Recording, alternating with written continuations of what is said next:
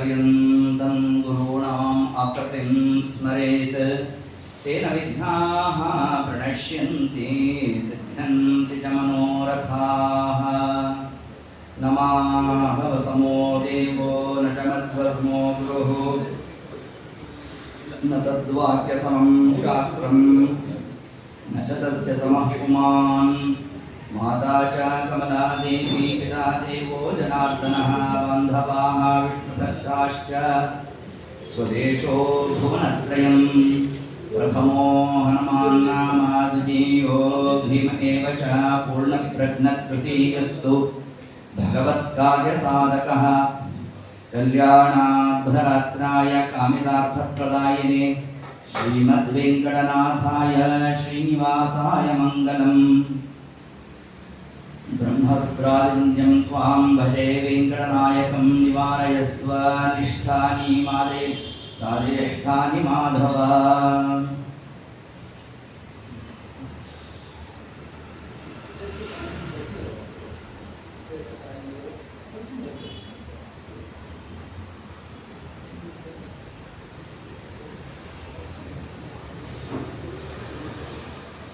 ब्रह्मरुद्रादिवन्द्यं त्वां भजे वेङ्कटनायकं निवारयस्व निष्ठानि साधेष्ठानि माधव। श्री गुरुभ्यो नमः। हरि ओಂ। ಈ ಒಂದು ಪರ್ವಕಾಲ ಅಕ್ಷಯ ತೃತೀಯದ ದಿವಸದಲ್ಲಿ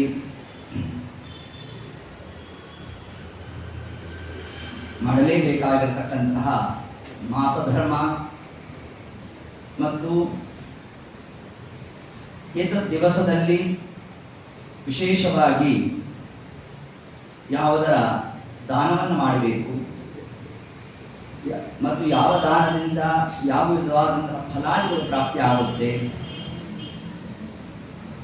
ಅದನ್ನು ನಾವು ತಿಳಿದಿರಬೇಕು ಅಂತ ತಿಳಿಸ್ತಾರೆ. ಉದಕುಂಭ ದಾನವನ್ನು ಏತದ್ ದಿವಸದಲ್ಲಿ ಅಂದರೆ ಅಕ್ಷಯ ತೃತೀಯದ ದಿವಸ ಯಾರು ಮಾಡಿರ್ತಾರೆ ಅಂಥವರಿಗೆ ಪಿತೃಗಳಿಗೆ ತೃಪ್ತಿ ಅದ್ಯಾಪಿ ಪ್ರಾಪ್ತಿ ಎಂದು ತಿಳಿಸಿದ್ದಾರೆ. ಉದಕುಂಭ ದಾನದಿಂದ ಸರ್ವ ಪಿತೃಗಳು ಕೂಡ ತೃಪ್ತಿಯನ್ನು ಹೊಂದುತ್ತಾರೆ ಎಂದು ತಿಳಿಸಿದ್ದಾರೆ. ಇನ್ನು ಬ್ರಾಹ್ಮಣರಿಗೆ ಅನ್ನ ಸಂತರ್ಪಣೆಯನ್ನು ಮಾಡಿದ್ದೇವೆ ಅಂತಂದರೆ ಪರಮಾತ್ಮನ ಅನುಗ್ರಹ ಆಗುತ್ತದೆ. ಎಷ್ಟು ದೊಡ್ಡದಾದಂತಹ ಮಹತ್ವವನ್ನು ತಿಳಿಸ್ತಾ ಇದ್ದಾರೆ. ಸಮುದ್ರ ಸ್ನಾನವನ್ನು ಮಾಡಿದರೆ ಗೋದಾನದ ಫಲ ಬರುತ್ತದೆ. ಗಂಗಾ ಸ್ನಾನವನ್ನು ಮಾಡಿದಾಗ ಸಮಸ್ತವಾದ ಎಲ್ಲ ಪಾಪಗಳು ಕೂಡ ನಿರಸನ ಆಗುತ್ತೆ ಎಂದು ನಮಗೆ ತಿಳಿಸ್ಕೊಡ್ತಾ ಇದ್ದಾರೆ. ಇನ್ನು ಗ್ರಂಥದಾನವನ್ನ ನಾವು ಮಾಡಿದ್ದೇವೆ ಅಂತಂದರೆ ಯಥಾರ್ಥವಾದ ತತ್ವಜ್ಞಾನ ನಮಗೆ ಪ್ರಾಪ್ತಿಯಾಗಬೇಕು ಅಂತಂದರೆ ಈ ದಿವಸದಲ್ಲಿ ನಾವು ಗ್ರಂಥದಾನವನ್ನು ಕೂಡ ಮಾಡಬೇಕು. ಇನ್ನೂ ವಿಶೇಷವಾಗಿ ತೃತೀಯ ದುರ್ಲಭ ಬುಧವಾರೇಣ ಅಕ್ಷಯ ತೃತೀಯ ಬುಧವಾರದ ದಿವಸ ಬರೋದು ಅತ್ಯಂತ ವಿರಳ. ಇದು ಬಹಳ ಮಹತ್ವ ಅಂತ ತಿಳಿಸ್ತಾರೆ ನೋಡಿ. ಅದರಿಂದ ತೃತೀಯ ದುರ್ಲಭ ಅತ್ಯಂತ ದುರ್ಲಭ ಅಂತ ಹೇಳ್ತಾರೆ. ಯಾವುದಕ್ಕಾಗಿ ಈ ಒಂದು ಅಕ್ಷಯ ತೃತೀಯದ ದಿವಸ ಸೌಮ್ಯವಾಸರ ಈ ದಿವಸ ಬರ್ತಕ್ಕಂಥದ್ದೇನಿದೆ ಇದು ಬಹಳ ಮಹತ್ವವಾದಂತಹ ಒಂದು ಪರ್ವಕಾಲ. ಮತ್ತು ಅಷ್ಟಮಾತ್ರನ ಸಾಕ್ಷಾತ್ತಾಗಿ ಪರಶುರಾಮ ದೇವರು ಅವತಾರ ಮಾಡಿರ್ತಕ್ಕಂತಹ ದಿವಸ. ಇಷ್ಟು ಅಂಶವನ್ನು ನಮಗೆ ಮತ್ತು ಧರ್ಮಾದಿಗಳು ಜೀವರಿಗೆ ವಿಧಿ ನಿಷೇಧವನ್ನ ಆ ಧರ್ಮದ ಚಕ್ಬಂದಿಯನ್ನು ಕೊಟ್ಟಿರತಕ್ಕಂತಹ ದಿವಸವೇ ಈ ಅಕ್ಷಯ ತೃತೀಯದ ದಿವಸ. ಈ ದಿವಸವೇ ಪಾಂಡವರಿಗೆ ಅಕ್ಷಯ ಪಾತ್ರೆಯನ್ನ ಪರಮಾತ್ಮ ತಾನು ದ್ರೌಪದಾದೇವಿಗೆ ಕೊಟ್ಟಿರತಕ್ಕಂತಹ ಒಂದು ಪರ್ವಕಾಲ. ಎಷ್ಟು ಕ್ರಮದಲ್ಲಿ ಮತ್ತು ಕುಚೇಲ ಕೃಷ್ಣ ಅವರ ಸಂವಾದ ತರುವಾಯ ಕೃಷ್ಣ ತಾನು ಅನುಗ್ರಹ ಮಾಡಿರ್ತಕ್ಕಂಥದ್ದು ಬರೀ 2 ಹಿಡಿ ಅವಲಕ್ಕಿಯನ್ನು ಸ್ವೀಕಾರ ಮಾಡ್ತಾ ಅವನಿಗೆ ಅಕ್ಷಯ ಫಲವನ್ನು ಕೊಟ್ಟಿದ್ದಾನೆ. ಅದು ಕೂಡ ಏತದ್ ದಿವಸ. ಮಹಾಭಾರತವನ್ನ ಸಾಕ್ಷಾತ್ತಾಗಿ ಗಣಪತಿಯಿಂದ ವ್ಯಾಸರು ತಾವೇ ರಚನೆ ಮಾಡಲಿಕ್ಕೆ ತಾವು ಪ್ರೇರಣೆ ಮಾಡಿದ್ದಾರೆ. ಅದು ಕೂಡ ಏತದ್ ದಿವಸ ಅಂತ ತಿಳಿಸ್ತಾರೆ. ಇಷ್ಟು ಅಂಶಗಳನ್ನು ತಿಳಿಸಿ ಇದರ ಜೊತೆಗೆ ವಾದೀಂದ್ರ ಸ್ವಾಮಿಗಳು ತಾವು ಮಂತ್ರಾಲಯ ಕ್ಷೇತ್ರದಲ್ಲಿ ರಾಯರ ಮುಂದೆ ಸಮರ್ಪಣೆ ಮಾಡಿರ್ತಕ್ಕಂತಹ ಒಂದು ಗ್ರಂಥ, ಅದು ವ್ಯಾಸೇನ ವ್ಯುಕ್ತ ಬೀಜ ಶ್ರುತಿ ಭುವಿ ಭಗವತ್ ಪಾದಲಬ್ಧಾಂಕುರಶ್ರೀ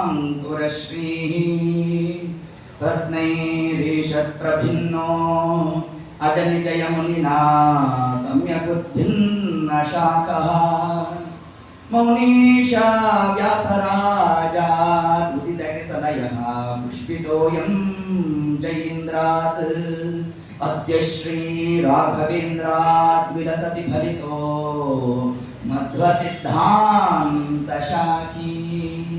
ಹೀಗೆ ಸಮಗ್ರವಾಗಿ ಮಂತ್ರಾಲರಾಯರ ಗ್ರಂಥಗಳ ಮಹಿಮೆಯ ಒಂದು ಸೆರೆಮಾಲೆಯನ್ನೇ ಓಡಿಸ್ತಾ ರಚನೆ ಆಗಿರ್ತಕ್ಕಂತಹ ಒಂದು ಕೃತಿ ಗುರುಗಣಸ್ತವನ. ಆ ಗುರುಗಣಸ್ತವನವೂ ಕೂಡ ಸಮರ್ಪಣೆ ಆಗಿರ್ತಕ್ಕಂತಹ ದಿವಸ ಈ ಒಂದು ಅಕ್ಷಯ ತೃತೀಯ. ರಾಯರಿಗೆ ಎಷ್ಟು ಪ್ರೀತಿ ಆಯಿತಂತೆ, ವೃಂದಾವನದಿಂದ ತಲೆ ತೂಗುದ್ರಂತೆ ನೋಡಿ ರಾಯ. ಅಷ್ಟೂ ರಾಯರಿಗೆ ಆ ಪ್ರೀತಿಗೆ ಪಾತ್ರವಾಗಿರ್ತಕ್ಕಂಥ ಒಂದು ಕಾರ್ಯ ಏತದ್ ಜ್ಞಾನ ಕಾರ್ಯ.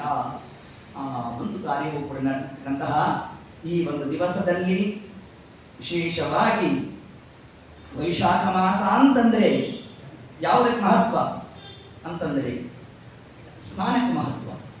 ವಾದಿರಾಜರು ತಿಳಿಸಿದ್ದಾರಲ್ಲ, ಆಕಾಮಾವೈ ಕೋನ ಸ್ನಾನ. ಭೂತರಾಜರಿಗೆ ಈ ಪ್ರಶ್ನೆ ಮಾಡಿದ್ರಂತೆ, ಯಾರ್ಯಾರು ವೈಶಾಖ ಮಾಸ, ಕಾರ್ತೀಕ ಮಾಸ, ಮಾರ್ಗಶಿರ ಮಾಸ, ಏತತ್ ಮಾಸದಲ್ಲಿ ಯಾರು ಸ್ನಾನ ಮಾಡುವಲ್ಲ ಅಂದ್ರೆ ಇದರ ಮಹತ್ವ ಏನು ಅಂದ್ರೆ, ವೈಶಾಖ ಮಾಸದಲ್ಲಂತೂ ಬಹಳ ಸುಲಭ, ಮಾರ್ಗಶಿರ ಮಾಸ ಸ್ವಲ್ಪ ಕಷ್ಟ, ಚಳಿ ಜಾಸ್ತಿ.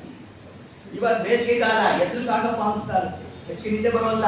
ಅದಕ್ಕೆ ನಮ್ಮ ದೇವರಿಂದ ಮಾರ್ಗಶಿರ ಮಾಸದಲ್ಲಿ ಆಗಿಲ್ಲ ತಾನೇ, ಈಗಲಾರು ಮಾಡಲಿಲ್ಲ. ಆದ್ದರಿಂದ ಇಂತಹ ಈ ಪರ್ವಕಾಲದಲ್ಲಿ ಕೇವಲ ನಾನು ಅಲ್ಲಿ ಹೋಗಿದ್ದೇನೆ, ಸ್ನಾನ ಮಾಡಿದ್ದೇನೆ, ತೀರ್ಥ ಸ್ನಾನ ಅದಷ್ಟೇ ಅಲ್ಲ. ಮತ್ತೆ ಯಾವುದು ತೀರ್ಥ ಅಂತಂದ್ರೆ ಶಾಸ್ತ್ರಗಳ ತೀರ್ಥ.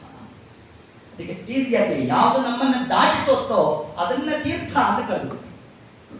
ದೇವರಿಗೆ ಅಭಿಷಕ್ತವಾದ ಜಲ ಅದು ತೀರ್ಥ, ಕ್ಷೇತ್ರಾದಿಗಳು ಅದು ತೀರ್ಥ, ಶಾಸ್ತ್ರ ಅದು ತೀರ್ಥ. ಯಾವುದು ನಮ್ಮನ್ನ ದಾಟಿಸ್ಲಿಕ್ಕಾಗಿ ಹೊರಟಿದೆಯೋ ಅದನ್ನೇ. ಮತ್ತು ಯತಿಗಳು ಅವ್ರನ್ನೇನಂತ ಕರಿತೇವೆ, ಆನಂದ ತೀರ್ಥರು. ಅದರಿಂದ ತೀರ್ಯತೆ ನಮ್ಮನ್ನು ದಾಟಿಸ್ತಕ್ಕಂಥದ್ದು ಯಾವುದು ಅಂತಂದ್ರೆ ಕೃಷ್ಣದ ಭಗವದ್ಗೀತೆಯಲ್ಲಿ ತಿಳಿಸಿರ್ತಕ್ಕಂಥದ್ದೇ ಜ್ಞಾನಿನಾಂ ಪ್ರಿಯತಮೋ ದೇವಿ. ನನಗೆ ಜ್ಞಾನಿಗಳು ಅಂದ್ರೆ ಅತ್ಯಂತ ಪ್ರಾಣ ಅಂತ ಪರಮಾತ್ಮ ಹೇಳಿದ್ದಾನೆ. ಆ ನಿಟ್ಟಿನಲ್ಲೇ ನಾವು ಆ ವೈಶಾಖ ಮಾಸದಲ್ಲಿ ಅವಶ್ಯವಾಗಿ ಮಾಡಲೇಬೇಕಾದಂತಹ ಆ ಶಾಸ್ತ್ರದ ಸ್ನಾನ. ಶಾಸ್ತ್ರ ಸ್ನಾನ ಅಂತಂದ್ರೆ ಹಾಗಾದರೆ ಅದಕ್ಕೆ ಯಾವ ಗ್ರಂಥ ಹಿಡಿಬೇಕು, ಯಾವುದನ್ನು ಪಾರಾಯಣ ಮಾಡಬೇಕು, ಇದೊಂದು ಭಾರಿ ಜಿಜ್ಞಾಸ ಆಗೋಯ್ತು ನಮಗೆ. ಅದಕ್ಕೆ ನಮ್ಮ ದೇವರಿಂದ ಯಾವ ಒಂದು ಮಹಿಮಾ ಅಲ್ಲಿ 66 ಕೋಟಿ ತೀರ್ಥಗಳ ಸನ್ನಿಧಾನ ಇದೆಯೋ, ಆ ಒಂದು ಕಥಾ ಪ್ರಸಂಗವನ್ನ ಎಲ್ಲಿ ಉಲ್ಲೇಖ ಮಾಡಿದ್ದಾರೋ ಆ ಕಥಾ ಶ್ರವಣ ಮಾಡಿ ಅದ್ಯಾವುದು ಶ್ರೀನಿವಾಸ ಕಲ್ಯಾಣ. ಶ್ರೀನಿವಾಸ ಕಲ್ಯಾಣಕ್ಕೂ ತೀರ್ಥಸ್ಥಾನಕ್ಕೂ ಏನ್ ಸಂಬಂಧ ಅಂತಂದ್ರೆ, ಆ ಪರ್ವತಕ್ಕೆ ಇರ್ತಕ್ಕಂತಹ ಒಂದು ನಾಮ ಯಾವುದು, ತೀರ್ಥಾದ್ರಿ ಅಂತ ಕರೆದಿದ್ದಾರೆ. ಯಾಕೆ ಆ ಪರ್ವತವನ್ನು ತೀರ್ಥಾದ್ರಿ ಅಂತ ಕರೆದ್ರು? 66 ಕೋಟಿ ತೀರ್ಥಗಳ ಸನ್ನಿಧಾನ, ಸಮಸ್ತವಾದ ಗಂಗಾದಿ ಸಕಲ ತೀರ್ಥಗಳ ಉಗಮ ಸ್ಥಾನ ಸ್ವಾಮಿ ಪುಷ್ಕರಣಿ ಎಂದು ತಿಳಿಸ್ತಾರೆ. ಸ್ವಾಮಿ ಪುಷ್ಕರಣಿ ತೀರೆ ರಮಯ ಸಹಮೋದತೆ. ಈ ಒಂದು ಕ್ರಮದಿಂದಾಗಿ ಅಂತಹ ಆ ಒಂದು ತೀರ್ಥಗಳ ಮಹಿಮೆ ಹೇಳಿರತಕ್ಕಂಥದ್ದು 12 ಪುರಾಣಗಳಲ್ಲಿ ಉಲ್ಲೇಖ ಆಗಿದೆ. ಯಾವುದು? ಕೇವಲ ಶ್ರೀನಿವಾಸ ದೇವರ ಲಗ್ನ ಅಷ್ಟು ಮಾತ್ರ ಹೇಳಿದ್ದಲ್ಲ, ಕ್ಷೇತ್ರ ಮಹಿಮಾ.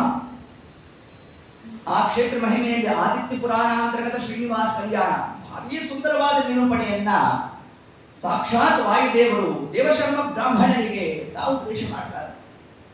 ಆ ತೀರ್ಥಯಾತ್ರೆಯನ್ನು ಹೆಂಗೆ ಮಾಡಬೇಕು, ನಾವು ಎಲ್ಲಿ ಯಾವುದನ್ನು ದಾನ ಕೊಡಬೇಕು, ಯಾವ ದಾನ ಕೊಟ್ಟರೆ ಏನು ಫಲ, ಯಾವ್ಯಾವ ದೇವತೆಗಳು, ಋಷಿಗಳು, ಪಿತೃದೇವತೆಗಳು ಯಾವ ಕ್ರಮದಿಂದ ಇದ್ದು ತಾವು ಸಾಧನಾದಿಗಳನ್ನು ನಡೆಸ್ತಾ ಇದ್ದಾರೆ, ಇಷ್ಟೂ ಉಲ್ಲೇಖ ಮಾಡ್ತಾರೆ. ಇಷ್ಟು ಅಂಶವನ್ನು ಹೇಳ್ತಾ ಆ ಕ್ಷೇತ್ರಗಳ ಒಂದು ಮಹಿಮೆಯನ್ನೇ ನಾವು ಚಿಂತನೆ ಮಾಡುವ ಪೂರ್ವದಲ್ಲಿ ಗ್ರಂಥಕ್ಕೆ ನಾವು ಪ್ರವೇಶ ಮಾಡಬೇಕು. ಈಗ 2 ದಿವಸ ಎಲ್ಲಿ ತನಕ ಬಂದಿದೆ ಕಥಾಪಾಠ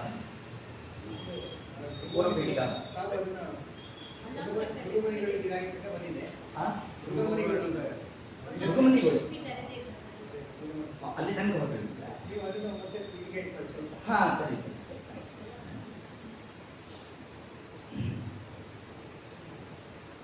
ಆದೌ ಅಂತ್ಯೇ ಚ ಮಧ್ಯೆ ಚ ವಿಷ್ಣು ಸರ್ವತ್ರ ಗೀಯತೆ. ನಾವು ತಗೊಳ್ತಾ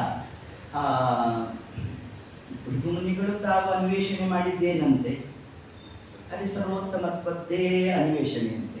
ಹರಿಸರ್ವೋತ್ತಮತ್ವದ ಅನ್ವೇಷಣೆಯನ್ನು ಭೃಗುಮುನಿಗಳು ತಾವು ಮಾಡಬೇಕಾದ್ರೆ ಯಾವುದು ಮಾನದಂಡ ನೋಡಿ, ಇದೊಂದು ಪ್ರಶ್ನೆ. ಈಗ ಪರಮಾತ್ಮ ಸರ್ವೋತ್ತಮ ಅಂತ ನೀವು ಹೇಳಬೇಕಾದ್ರೆ ಯಾವ್ದು ಮಾನದಂಡ ಆಗಬೇಕು? ದೇವರು ಸರ್ವೋತ್ತಮ ಅಂತ ನಾವು ಮಧ್ವರಾಯರ ಅನುಯಾಯಿಗಳು ಬೇಕಾದ್ರೆ ಹೇಳ್ತೀವ್ರಿ, ಉತ್ಸವ ಹೊರಡಬೇಕಾದ್ರೆ ಭಾರಿ ಕೂಗ್ತಾ ಇರ್ತೇವೆ, ಹರಿ ಸರ್ವೋತ್ತಮ ವಾಯು ಜೀವೋತ್ತಮ. ಇಷ್ಟರಿಂದ ಸಾಧನೆನಾ? ಹಂಗೇನಿಲ್ಲ ಅಂತಂದ್ರೆ ಸ್ವರ್ಗಾದಿ ಲೋಕಗಳು ಪ್ರಾಪ್ತಿ ಆಗುತ್ತೆ ನಮಗೆ.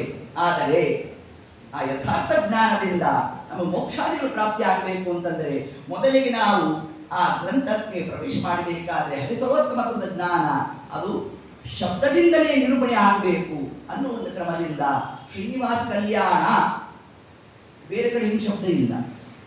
ಸೀತಾ ಕಲ್ಯಾಣ ನೋಡಿ, ಇನ್ನೊಂದು ಕಡೆ 5 ಶಬ್ದ ಬಂದರೆ ರುಕ್ಮಿಣಿ ಕಲ್ಯಾಣ, ರುಕ್ಮಿಣೀಶ್ ವಿಜಯ ನೋಡಿ, ಹಿಂಗೆ ಶಬ್ದ ಬಂದರೆ ಇಲ್ಲಿ ಮಾತ್ರ ಶ್ರೀನಿವಾಸ ಕಲ್ಯಾಣ.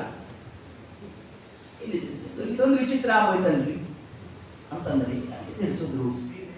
ಆ ಶ್ರೀನೇ ಬಂದಿದೆ, ಅದ್ಯಾಕೆ ಶ್ರೀ ಶಬ್ದದಿಂದಾಗಿ ನಮ್ಗೆ ಏನನ್ನು ಪ್ರತಿಪಾದನೆ ಮಾಡಬಹುದು?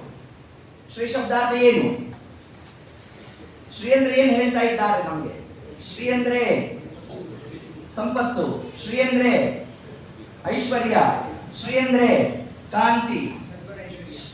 ಶ್ರೀ ಷಟ್ಗುಣೇಶ್ವರ್ಯ ಸಂಪನ್ನ, ಹೌದು.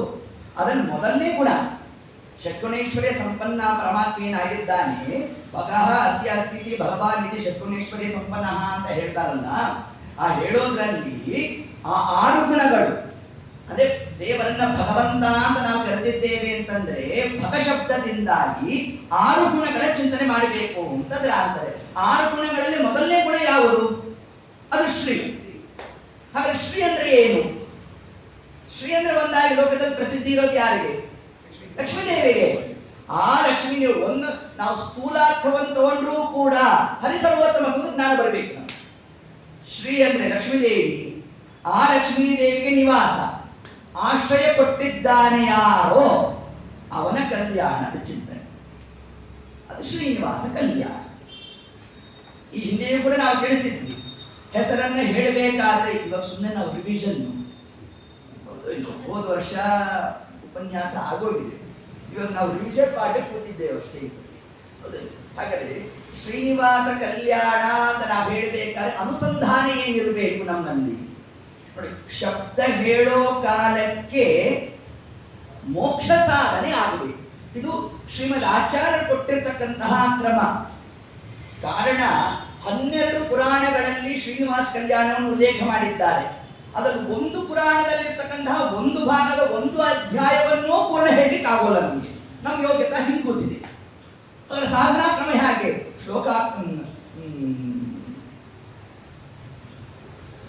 ಶ್ಲೋಕವಾದೊಂದು ಅಂತ ತಿಳಿಸ್ತಾರೆ ನಮಗೆ. ಒಂದು ಶ್ಲೋಕ ಅರ್ಧ ಶ್ಲೋಕವನ್ನು ಹೇಳಿದ್ರೂ ಕೂಡ ಸಹಸ್ರ ದಾನ ಮಾಡಿದ ಫಲ ಬರುತ್ತದೆ. ಯಾವುದರಿಂದ? ಅರ್ಥ ಅನುಸಂಧಾನ ಪೂರ್ವಕವಾಗಿ ಪರಮಾತ್ಮನ ನಾಮವಾಗಿರತಕ್ಕಂತಹ ಶ್ರೀನಿವಾಸ ಕಲ್ಯಾಣ ಅಂತ ನಾವು ಹೇಳಿದಾಗ ಏನು ಅನುಸಂಧಾನ ಬರಬೇಕು ನಮಗೆ ಅಂತಂದ್ರೆ, ಪರಮಾತ್ಮನಿಗೂ ಕಲ್ಯಾಣ ಅಂದ್ರೆ ಏನು? ಮಂಗಲ. ಪರಮಾತ್ಮನ ಶರೀರ ಹೇಗಿದೆ? ಕಲ್ಯಾಣ ಬುಧಗಾತ್ರಾಯ ನೋಡಿ, ಅದೇ ಶಬ್ದದ ನಿರ್ವಚನ ಅಲ್ಲಿ. ಶ್ರೀನಿವಾಸ ಕಲ್ಯಾಣ ಅಂತ ಏನ್ ಕೊಟ್ಟಿದ್ದಾರಲ್ಲ, ಕಲ್ಯಾಣ ಅಂದ್ರೆ ಏನು ಅಂತಂದ್ರೆ ಅದ್ಭುತ ಗಾತ್ರಾಯ. ಗಾತ್ರ ಅಂದ್ರೆ ಶರೀರ.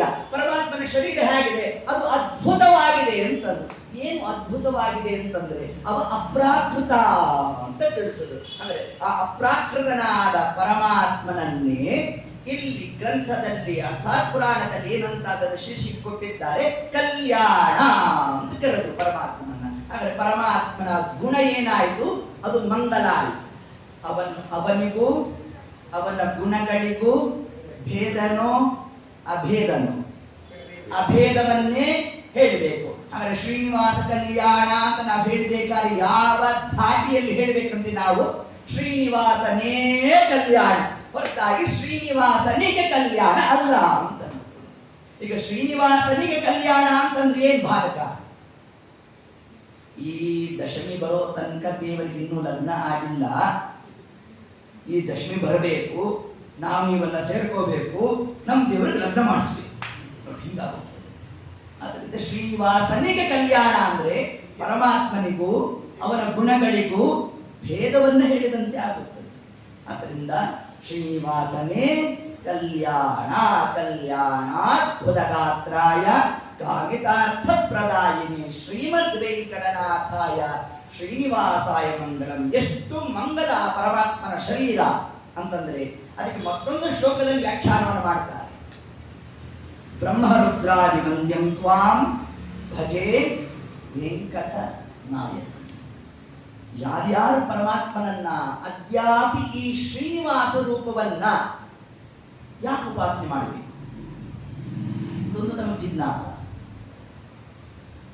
ಒಂದೊಂದು ಅವತಾರದಿಂದ ಪರಮಾತ್ಮ ಒಂದೊಂದು ಕಾರ್ಯವನ್ನು ಅಭಿವ್ಯಕ್ತ ಮಾಡ್ತಾನೆ.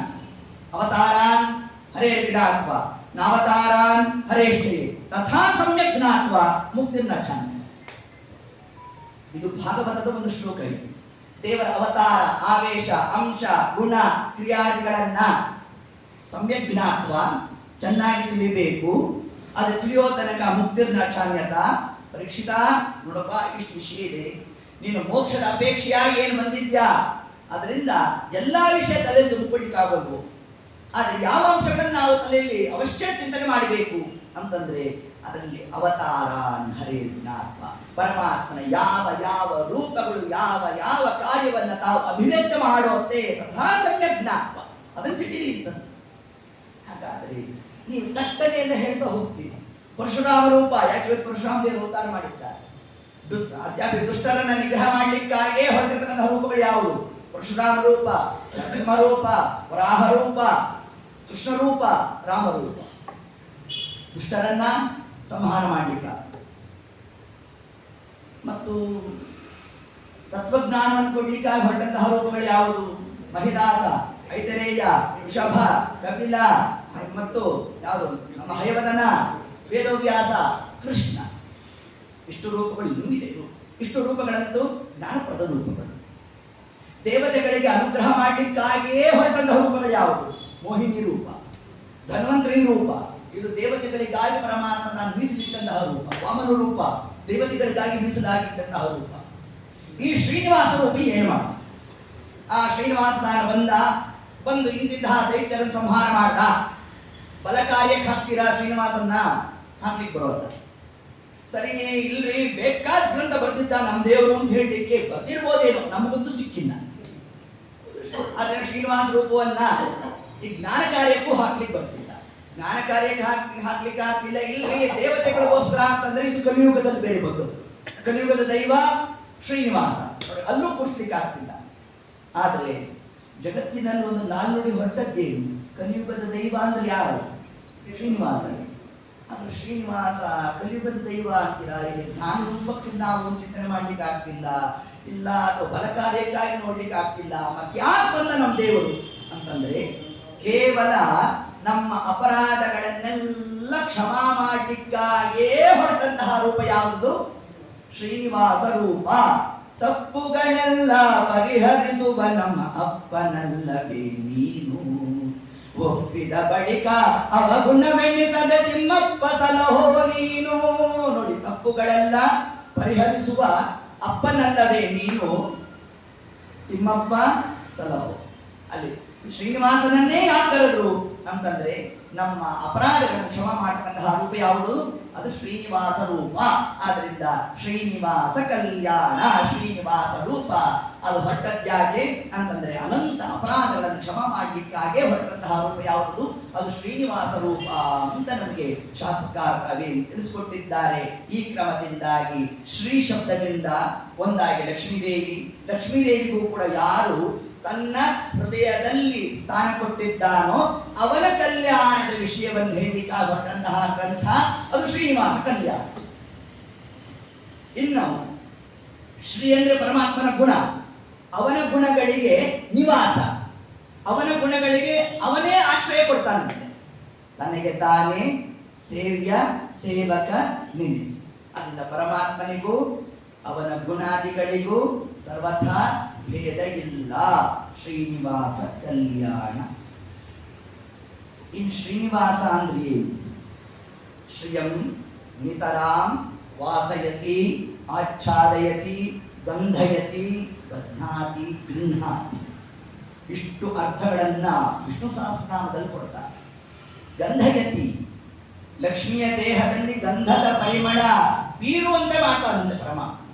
ಸ್ವಾಮಿ, ನಮ್ಮ ದೇಹದಲ್ಲೂ ಸ್ವಲ್ಪ ಗಂಧದ ಪರಿಮಳ ಬರುವಂತೆ ಮಾಡು ಅಂತ ಇವತ್ತು ಗಂಧ ನೆತ್ತೋದುಂತೆ. ಆದ್ದರಿಂದ ಗಂಧದ ಸಮರ್ಪಣೆಯಿಂದ ಏನು ಪ್ರಯೋಜನ ನಮಗೆ ಅಂತಂದ್ರೆ, ದ್ವಾಪರ ಯುಗದಲ್ಲಿ ತ್ರಿವಕ್ರೆ ತನ್ನ ವಕ್ರತೆಯನ್ನು ಕಳ್ಕೊಂಡಿದ್ದು ಯಾವುದರಿಂದ? ಗಂಧದ ಸಮರ್ಪಣೆಯಿಂದ. ಇಲ್ರಿ ಆಚಾರ್ಯ, ನೋಡ್ರಿ ನಮ್ಮ ಕೈಕಾಲೆಲ್ಲ ಭಾರಿ ಚಂದ ಕೊಟ್ಟಿದ್ದಾನೆ ದೇವರು, ನಾವೇನು ಗಂಧ ಸಮರ್ಪಣೆ ಮಾಡೋದಿಲ್ಲ ಅಂತಂದ್ರೆ ಮನಸ್ಸಿನಿಂದ ವಕ್ರತೆ ಇದೆಯಂತೆ. ಯೋಗಸ್ಯ ವಕ್ರತಾ ನಾಮ ಕಾಮೇನ ಹರಿಪೂಜನಂ ಅಂತ.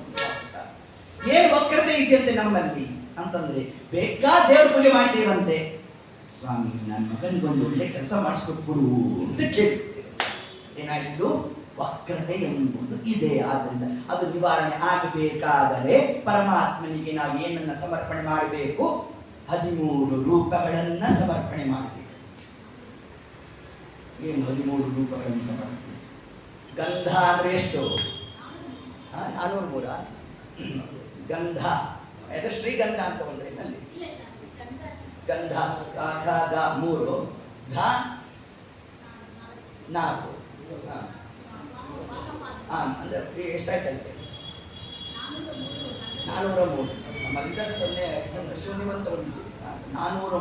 ಇದು ಹರಿಕಥಾಂಸಾರದಲ್ಲಿ ಏನು ಕೊಟ್ಟಿದ್ದಾರೆ? 403 ಕೊಟ್ಟಿದ್ದಾರೆ. ಹಾಗೆ 403 ಪರಮಾತ್ಮನ ರೂಪಗಳನ್ನ ಅಧಿಷ್ಠಾನ ಮಾತ್ರ ಆ ಗಂಧ. ಆ ಅಧಿಷ್ಠಾನ ಯಾರು? ಲಕ್ಷ್ಮೀದೇವಿ. ಆ ಅಧಿಷ್ಠಾನವಂತ ಚಿಂತನೆಯನ್ನು ಮಾಡ್ತಾ ನಾವು ಪರಮಾತ್ಮನಿಗೆ ಗಂಧಾದಿಗಳ ಲೇಪನ ಅಂದ್ರೆ ಅವನೇ ಆಶ್ರಯ. ಅದೇ ಶ್ರೀನಿವಾಸ ಶಬ್ದಾರ್ಥ ಅನ್ನೋ ಒಂದು ಅಂಶವನ್ನು ಹೇಳ್ತಾ, ಹೀಗೆ ಆ ಪರಮಾತ್ಮನಿಗೆ ನೋಡ್ರಿ, ಲಕ್ಷ್ಮೀದೇವಿ ತಾನು ಗಂಧವನ್ನು ಕೊಟ್ಟು ಅವಳ ಅದಕ್ಕೆ ಅಧಿಷ್ಠಾನ ಆಗಿದ್ದಾಳೆ. ಗಂಧಯತಿ, ಅವಳ ಶರೀರದಲ್ಲಿ ಪರಮಾತ್ಮ ಗಂಧದ ಪರಿಮಳ ಬರುವಂತೆ ಮಾಡ್ತಾನೆ. ಪ್ರಳಯ ಕಾಲದಲ್ಲಿ ಅತಿ ಸಾಮೀಪ್ಯ ಅನ್ನೋ ಒಂದು ಮೋಕ್ಷವನ್ನು ಲಕ್ಷ್ಮೀದೇವಿ ಕೊಡ್ತಾನೆ ಪರಮಾತ್ಮ. ಅದು ಸಾಷ್ಟಿ ಅಂತ ಕರೀತಾರೆ. ಸೃಷ್ಟಿಕಾಲ ಬರುವಷ್ಟೊತ್ತಿಗೆ ಪರಮಾತ್ಮನ ಶರೀರದಲ್ಲಿರ್ತಕ್ಕಂತಹ ಗಂಧ, ಆ ಪರಿಮಳ ಏನಿದೆ, ಲಕ್ಷ್ಮೀದೇವಿಯ ದೇಹದಲ್ಲಿ ಗಂಧೀಯ ಬರುತ್ತದೆ. ಯಾವ ಪರಮಾತ್ಮನ ಶರೀರದಲ್ಲಿರ್ತಕ್ಕಂತಹ ಗಂಧದ ಸುವಾಸನೆ ಲಕ್ಷ್ಮೀದೇವಿಯ ದೇಹದಲ್ಲಿ ಮೂಡುವಂತೆ ಮಾಡಿದ್ದಾನೋ ಅವನನ್ನು ಶಾಸ್ತ್ರಕಾರನೇನಂತ ಕರೆದಿದ್ದಾರೆ? ಶ್ರೀನಿವಾಸ ಅಂತ ಕರೆದು. ಇದು ಲಕ್ಷ್ಮೀದೇವಿಗಾಯಿತು. ನಿಮ್ಮ ಕಥೆ ಏನ್ರಿ ಅಂತಂದ್ರೆ, ಒಬ್ಬ ದೈತ್ಯರು ಬಂದು ಸ್ಪರ್ಶ ಮಾಡಿದ್ರು ಅವರ ಶರೀರವೂ ಕೂಡ ಗಂಧಯತಿ ಅಂತ. ಯಾವುದು ಪ್ರಸಂಗ? ದಶಮಸ್ಕಂದ, ಪೂತನಾ ಸಂಹಾರ. ಆ ಕಾಲ ಪರಮಾತ್ಮ ತಾನೇನ್ ಮಾಡ್ದ? ಆ ಸ್ತನ್ಯಕ್ಕೆ ಬಾಯಿನ ಹಚ್ಚೋಣ, ಹಚ್ಚಿದಾಗ ಅವಳು ತಾನು ನಿಜ ರೂಪಾಂತರ್ಷೆ, ತನ್ನ ನಿಜ ರೂಪವನ್ನು ಧಾರಣೆ ಮಾಡಿದ್ದಾಳಂತೆ. ಅವಳ ಶರೀರವನ್ನ 3 ಭಾಗ ಮಾಡಿದ್ರು. ಅದಕ್ಕೆ ಅಗ್ನಿ ಸ್ಪರ್ಶ ಮಾಡೋಣ, ಗಂಧದ ಪರಿಮಳ ಬರೋಣ. ಇಷ್ಟಾದದ್ದು ಯಾರಿಂದ? ಪರಮಾತ್ಮನ ಸ್ಪರ್ಶ ಮಾತ್ರದಿಂದ ಗಂಧಯತಿ. ಯಾರು ಮಾಡ್ತಾ ಇದ್ದಾನೋ ಅವನೇ ಶ್ರೀನಿವಾಸ, ಅವನೇ ಕಲ್ಯಾಣ. ಅದ ಶ್ರೀನಿವಾಸ ಕಲ್ಯಾಣ ಅಂತ ಇಷ್ಟು ಶಬ್ದವನ್ನು ಹೇಳ್ತಾ, ಇದು ನೋಡ್ರಿ, ನೀವು ಪುನಃ ದ್ವಾಪರ ಯುಗ, ತ್ರೇತಾಯುಗ, ಕೃತಿಯುಗ ಅಂತ ಹೇಳ್ತೀವಿ. ಕಲಿಯುಗಕ್ಕೆ ಸ್ವಲ್ಪ ಏನಾದ್ರು ಹೇಳಿ ಕಥೆನ ಅಂತಂದ್ರೆ, ಮೋಹನದಾಸರು ವಿಜಯದಾಸರ ದೇಹವನ್ನ ಅಗ್ನಿಗೆ ಸ್ಪರ್ಶ ಮಾಡಿಸಿದಾಗ ಘಮ ಘಮ ಘಮ ಘಮ ಅಂತ ಪರಿಮಳ ಬಂತು. ಆಗ ಮೋಹನದಾಸರಂದ್ರಂತೆ, ನಮ್ಮ ಗುರುಗಳು ಈಗಲೂ ಕೂಡ ಪರಮಾತ್ಮನಿಗೆ ಧೂಪಾರ್ತಿಯನ್ನು ಮಾಡ್ತಾ ಇದ್ದಾರೆ ಅಂತಂದ್ರು. ಅಂದರೆ ವಿಜಯದಾಸರ ದೇಹದಲ್ಲಿ ಗಂಧದ ಪರಿಮಳ ಹೇಗೆ ಮೂಡ್ತು ಅಂತಂದ್ರೆ, ಇವರು ಮೂಲದಲ್ಲಿ ಯಾರು? ಭೃಗುಮನಿಗಳು. ಇವರು ಏನ್ ಮಾಡಿದ್ರು? ಹರಿಸರ್ವೋತ್ತಮತ್ವದ ತಮ್ಮ ಆ ಒಂದು ಕಾರ್ಯಕ್ಕಾಗಿ ತಮ್ಮ ಪಾದವನ್ನ ತಾವು ಬಳಸಿದ್ರಂತೆ, ಸಂಚಾರ ಮಾಡಿದ್ರಂತೆ. ಅದಕ್ಕೆ ದಿವ್ಯ ಚರಣ ಕೆರಗಿರೋ ವಿಜಯರಾಯರ ಪಾದ ಅದು ದಿವ್ಯ ಪಾದ ಅಂತಂದ್ರು. ಕೇವಲ ಪಾದ ಆಗಬೇಕದು, ಅದು ದಿವ್ಯ ಪಾದ ಯಾಕಾಯಿತು ಅಂತಂದ್ರೆ ದಿವ್ಯನಾದ ಪರಮಾತ್ಮನ ವಕ್ಷಸ್ಥಳ ಸ್ಪರ್ಶ ಮಾಡಿದ ಪಾದ, ಅದಕ್ಕೆ ದಿವ್ಯ ಪಾದ ಅಂತ ತಿಳಿಸುತ್ತೆ ನೋಡಿ. ಅಂದ್ರೆ ಒಂದಾವರ್ತಿ ಪರಮಾತ್ಮನ ಅಂಗ ಸ್ಪರ್ಶ ಆಯಿತು ಅಂತಂದ್ರೆ ಒಂದು ಜನ್ಮ ಅಲ್ಲ, ಎರಡು ಜನ್ಮ ಅಲ್ಲ, 100 ಜನ್ಮ ಎತ್ತಿದ್ರೂ ಕೂಡ ಗಂಧಯತಿ. ಅವರು ಮುಂದೆ ವಿಜಯರಾಯರ ಬಂದಾಗಲೂ ಕೂಡ ಅವರ ಶರೀರದಲ್ಲಿ ಆ ಗಂಧದ ಪರಿಮಳ ಗಂಧಯತಿ ಮಾಡುವಂತೆ ಯಾರು ಮಾಡಿದ್ದಾನೋ ಅವನ ಕಲ್ಯಾಣವೇ ಶ್ರೀನಿವಾಸ ಕಲ್ಯಾಣ ಅಂತ ಇಷ್ಟು ಅರ್ಥದಿಂದ ನಮಗೆ ತಿಳಿಸ್ತಾರೆ. ಮುಂದೆ ಈ ಒಂದು ಶ್ರೀನಿವಾಸ ಕಲ್ಯಾಣ, ಶ್ರೀನಿವಾಸ ರೂಪ ಅದು ಕಲಿಯುಗದ ರೂಪ. ಕಲಿಯುಗದ ರೂಪ ಅಂತ ಹೇಳ್ತೀರಿ, ಕಲಿಯುಗದಲ್ಲಿ ದೇವರಿಗೆ ಅವತಾರ ಇಲ್ಲ ಅಂತೀವಿ. ಎರಡೂ ಕೂಡ ಏನಾಯಿತು? ವ್ಯತಿರಿಕ್ತ ಆಗೋದು. ನಾತಃ ಕಲೌ ತ್ರಿಯುಗಹೋ ನಿರ್ಣೋದ್ಭವೋಷೋ ಬ್ರಹ್ಮಾಣಮಪ್ಯನವತಾರ ಮನಾದಿ ದಿಕ್ಷುಹೋ. ಎರಡಕ್ಕೂ ಪ್ರತಿಬಂಧಕ. ಬ್ರಹ್ಮದೇವರ ಅವತಾರ ಇಲ್ಲ, ಶ್ರೀನಿವಾಸ ಕಲ್ಯಾಣದಲ್ಲಿ ನೋಡ್ತೀವಿ. ಇನ್ನ ಪರಮಾತ್ಮನ ಅವತಾರ ಇಲ್ಲ, ಶ್ರೀನಿವಾಸ ಬಂದ್ಬಿಟ್ಟಿದ್ದ. ಮತ್ತು ವೇದಾದಿಗಳು ಪರಮಾತ್ಮನ ಏನಂತ ತಿಳಿಸ್ತಾ ಇದೆ? ತ್ರಿಯುಗ ಭೂತಿ ಕರೀತಾ ಇದೆ. ಏನಂತ? ನೀನು ತ್ರಿಯುಗ ಅಂತ ಕರೆಯುತ್ತಂತೆ ವೇದ ಪರಮಾತ್ಮ. ಅಂದ್ರೆ ತ್ರೇತ, ಕೃತ, ದ್ವಾಪರ 3 ಯುಗದಲ್ಲಿ ಮಾತ್ರ ಪರಮಾತ್ಮ ತಾನು ತನ್ನ ರೂಪವನ್ನು ಅಭಿವ್ಯಕ್ತ ಮಾಡ್ತಾನೆ. ಪರಮಾತ್ಮ ಅವತಾರ ತಾನು ಅವತರಿಸ್ತಾನೆ ಎಂದು ತಿಳಿಸಿದ್ದಾರೆ. ಕಲಿಯುಗದಲ್ಲೇ ಶ್ರೀನಿವಾಸ ಕಲ್ಯಾಣ ಆಗಿತ್ತು. ಹಾಗಾದ್ರೆ ಕಲಿಯುಗದ ದೈವ ಅಂತ ಹೇಳ್ತೇವೆ. ಹಾಗಾದ್ರೆ ವೇದಕ್ಕೂ ಪುರಾಣಕ್ಕೂ ವಿರೋಧ ಬಂತು. ಹೆಂಗಿದೆ ಸಮಾಧಾನ ಕೊಡಬೇಕು? ಈಗ ಸಮಾಧಾನ ಕೊಡಬೇಕಾದ್ರೆ ಪರಮಾತ್ಮನೇ ಸಮಾಧಾನ ಕೊಡಬೇಕು. ಮುಂದೆ ಪದ್ಮಾವತಿ ದೇವಿ ತಾನು ಪ್ರಶ್ನೆ ಮಾಡಿದಂತ, ನಿನ್ನ ತಂದೆ ಯಾರು, ತಾಯಿ ಯಾರು, ಅಣ್ಣ ತಮ್ಮಂದ್ರೆ ಯಾರು, ಬಂಧು ಬಾಂಧವರು ಯಾರು? ನೀನು ಪ್ರಶ್ನೆ ಮಾಡಿದಾಗ ನಮ್ಮ ದೇವರೇನಂದ? ತಂದೆ ವಸುದೇವ, ತಾಯಿ ದೇವಕಿ. ಏನಿದ್ರ ಆಂತರ್ಯ ಅಂತಂದ್ರೆ ಕೃಷ್ಣ ರೂಪವೇ. ಒಬ್ಬ ಆಚಾರ್ಯರು ಹೇಳುತ್ತಂತೆ, ನಮ್ಮಲ್ಲಿ 2 ಬ್ರಹ್ಮರಿದ್ದಾರೆ ಅಂತ. ನಿರ್ಗುಣ ಬ್ರಹ್ಮ, ಸಗುಣ ಬ್ರಹ್ಮ. ಮಧ್ವರು ಅಂದ್ರಂತೆ, ನಿಮ್ಮಲ್ಲಿ 2 ಬ್ರಹ್ಮರಾದ್ರೆ ನಮ್ಮಲ್ಲಿ 3 ಜನ ಬ್ರಹ್ಮರು ಅಂತ. ಯಾವುದು? ಕೃಷ್ಣ ರೂಪ ಅದು ಅನ್ನ ಬ್ರಹ್ಮ. ಅದು ಈ 2 ರೂಪಗಳಿಗೆ ಮೂಲ ರೂಪ ನೋಡಿ. ಅವತಾರಾನ್ ಹರೇ ಜ್ಞಾತ್ವ, ಯಾವ ರೂಪ ಎಲ್ಲಿಂದ ಬಂತು ತಥಾ ಸಮ್ಯಕ್ ಜ್ಞಾತ್ವ ತಿಳ್ಕೊಳ್ರಿ ಎಂದ್ರು ಶಾಸ್ತ್ರಕಾರ. ರಾಮಾವತಾರ ಆದದ್ದು ಯಾವ ರೂಪದಿಂದ? ವಾಸುದೇವ ರೂಪದಿಂದ. ಹೌದಾ? ಅದರಂತೆ ಇಲ್ಲಿ ಈ ಶ್ರೀನಿವಾಸ ರೂಪ ಬಂದದ್ದೆಲ್ಲಿಂದ? ಕೃಷ್ಣ ರೂಪದಿಂದ. ಇನ್ನೊಂದು ರೂಪ ಯಾವುದು? ನಾದ ಬ್ರಹ್ಮ, ವಿಠಲ ದೇವರು. ಹಾಗಾದರೆ ನಮ್ಮಲ್ಲಿ 3 ಜನ ಬ್ರಹ್ಮರಾದರೂ ಇಲ್ವೋ? ಅನ್ನ ಬ್ರಹ್ಮ, ಕಾಂಚನ ಬ್ರಹ್ಮ, ನಾದ ಬ್ರಹ್ಮ. ಹೌದೋ ಇಲ್ವೋ? ಹಾಗಾದ್ರೆ ನಮ್ಮಲ್ಲೂ 3 ಬ್ರಹ್ಮರಾದರು. ಆ ಕ್ರಮ ಅಂದ್ರೆ 3 ಜನ ಒಂದೇ, ಅವ್ರಿಗೆ ಬೇರೆ ಕ್ರಮ ಇದ್ದೀವಿ. ಅಲ್ಲಿ ಹೀಗೆ ಹೇಳಿದ ಒಟ್ಟಾರೆ 3 ಬ್ರಹ್ಮರು. ಆದರೂ ಕೂಡ ಸಮಾಧಾನ ಸಿಗಲಿಲ್ಲ ನಮಗೆ. ಈ ಪ್ರಶ್ನೆ ಇದ್ದದ್ದೇನು? ವೇದಾದಿಗಳು ಏನು ತಿಳಿಸ್ತಾರೆ? ಪರಮಾತ್ಮನನ್ನ ತ್ರಿವಿಭೂತಿ ಅಂತ ಕರೆದದ್ದು. ತ್ರಿವಿಭೂತಿ ಅಂತ ನೀವು ಹೇಳ್ತಾ ಕಲಿಯುಗದಲ್ಲಿ ಪರಮಾತ್ಮ ಬಂದೋ ಇಲ್ವೋ? ಬಂದ ಅಂತಂದ್ರೆ ನೋಡಿ, ವೇದದ ಮಾತನ್ನು ಹಿಂಗೆ ಅರ್ಥ ಮಾಡಬೇಕಲ್ಲಿ. ಕಲಿಯುಗದಲ್ಲಿ ಪರಮಾತ್ಮ ಒಬ್ಬರನ್ನ ನಿಮಿತ್ತ ಮಾಡಿ ತಾನು ಬರೋಲ್ಲ ಅನ್ನೋದಷ್ಟೇ ಅಂತ. ಹೊರತಾಗಿ ಪರಮಾತ್ಮ ತಾನು ಬರೋದೇ ಇಲ್ಲ ಅಂತ ಅರ್ಥ ಅಲ್ಲ. ಪರಮಾತ್ಮ ಬರೋದೇ ಇಲ್ಲ ಅನ್ನೋದೇ ಸತ್ಯ ಆಗಿತ್ತು ಅಂತಂದ್ರೆ, ಬಾರಿ ಬಾರಿಗೆ ಮೋರೆ ಹತ್ತಿ ನೀರು ಇಲ್ಲದೆ 6 ತಿಂಗಳು ಬೆನ್ನು ಬೀಳುತ್ತಾ, ನಾಯಕರು ಕಂಡಿವ ನಾರು ಬಿಡುತ್ತಾನೆಂದು ಬೈಯುತ್ತ, ಬೇಸತ್ತು ಒಂದೇರು ರೊಕ್ಕ ಮುಂದೆ ಸುರಿಯುತ್ತ, ಇದರೊಳಗೆ ಒಂದು ದಾರಿಸಿಕೋ ಎಂದು ಬೇಳಲು, ನಾರಾಯಣ ಬಿಟ್ಟೋದನಗುತ್ತಾ. ಸಾಕ್ಷಾತ್ ನಾರಾಯಣ ವೃದ್ಧ ಬ್ರಾಹ್ಮಣ ರೂಪದಿಂದ ತಾನು ಬಂದು 1 ಅಲ್ಲ 2 ಅಲ್ಲ 3 ಅಲ್ಲ 6 ತಿಂಗಳು ಸುತ್ತದಂತೆ. ಹೆಂಗ್ ಬಂದ ನಮ್ಮ ಹಾಗಾದ್ರೆ ದೇವರಿಗೆ ಅಂತಂದ್ರೆ, ತಾನು ಮೂಲದಿಂದಲೇ ಬಂದದ್ದು ಹೊರತಾಗಿ ಒಬ್ಬರನ್ನ ನಿಮಿತ್ತ ಮಾಡಿ ದೇವರು ಬಂದದ್ದಲ್ಲ. ಅದನ್ನೇ ವೇದಾದಿಗಳು ತಿಳಿಸಿದ್ದು. ಕಲಿಯುಗದಲ್ಲಿ ಪರಮಾತ್ಮ ಹೇಗೆ ಇತರ ಯುಗಗಳಲ್ಲಿ ಒಬ್ಬರನ್ನ ತಾನು ನಿಮಿತ್ತ ಮಾಡ್ತಾನೋ ಅದರಂತೆ ಕಲಿಯುಗದಲ್ಲಿ ತಾನು ನಿಮಿತ್ತ ಮಾಡಿ ಬರ್ತಕ್ಕಂಥದ್ದಲ್ಲ. ಅರ್ಥಾತ್ ರಾಮರೂಪ ಕೌಸಲ್ಯಾದೇವಿ ದಶರಥ ಮಹಾರಾಜನಲ್ಲಿ ಆ ರೂಪವನ್ನು ಅಭಿವ್ಯಕ್ತ ಮಾಡಿದ. ಅಲ್ಲಿ ತನಗಿಂತ ಚಿಕ್ಕವರಲ್ಲಿ ತನ್ನ ರೂಪವನ್ನ ಪ್ರಕಟಗೊಳಿಸುವುದನ್ನೇ ಅವತಾರ ಅಂತ ಕರೆದದ್ದು. ಕೃಷ್ಣ ರೂಪ ಅದು ಕೂಡ ಏನಾಯಿತು, ವಸುದೇವ ದೇವಕಿಯನ್ನು ನಿಮಿತ್ತ ಮಾಡಿದ ಪರಮಾತ್ಮ. ಕಲಿಯುಗದಲ್ಲಿ ಯಾರೋ ಒಬ್ಬರನ್ನ ನಿಮಿತ್ತ ಮಾಡ್ತಾ ಪರಮಾತ್ಮ ತಾನು ಬರ್ತಾನೆ ಅಲ್ಲ. ಹಾಗಾದರೆ ಈ ಶ್ರೀನಿವಾಸ ರೂಪ ಬಂದದ್ದೆಲ್ಲಿಂದ ಅಂದ್ರೆ ನೇರವಾಗಿ ಶ್ರೀನಿವಾಸದ ಕೃಷ್ಣ ರೂಪವೇ ಇಲ್ಲಿ ಶ್ರೀನಿವಾಸ ರೂಪವಾಗಿ ಬಂದದ್ದು.